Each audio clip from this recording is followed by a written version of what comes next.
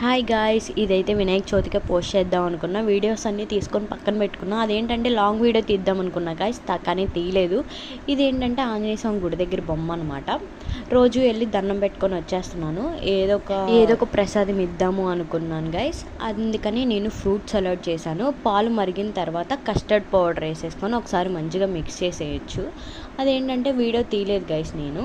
తర్వాత ఫ్రూట్స్ అన్నీ కట్ చేసుకొని పక్కన పెట్టుకోండి. ఈ పాలు మొత్తం చల్లారిపోవాలన్నమాట. చల్లారిపోయిన తర్వాత మనం ఫ్రూట్స్ దానిమ్మ, యాపిల్, నా దగ్గర ఏం ఫ్రూట్స్ ఉంటే నేను అవి వేసాను అనమాట.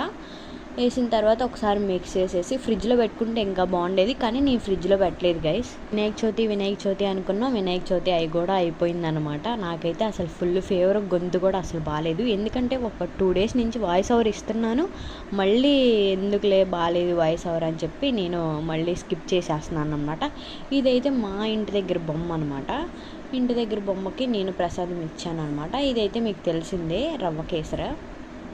నేను దీని ప్రాసెస్ అయితే అసలు మీకు చెప్పవసరం లేదనుకుంటా, ఎందుకంటే అందరికీ తెలుసు కాబట్టి. ఇంకేంటంటే కొంచెమే చేసుకెళ్ళాను ప్రసాదం, ఎందుకంటే రోజు మాకు టిఫిన్సే పెట్టిస్తున్నాను అనమాట. అక్కడ ఒక గ్రూప్ ఉంటుంది కదా, వాళ్ళు టిఫిన్సే పెట్టిస్తున్నారు అన్నయ్య వాళ్ళు.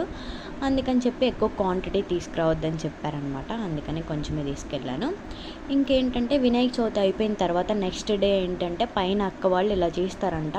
నాకు ఎందుకో చూడడానికి చాలా బాగా అనిపించింది. అందుకే ఒకసారి మీకు చూపిద్దాం కదా అని వీడియో తీశాను అనమాట.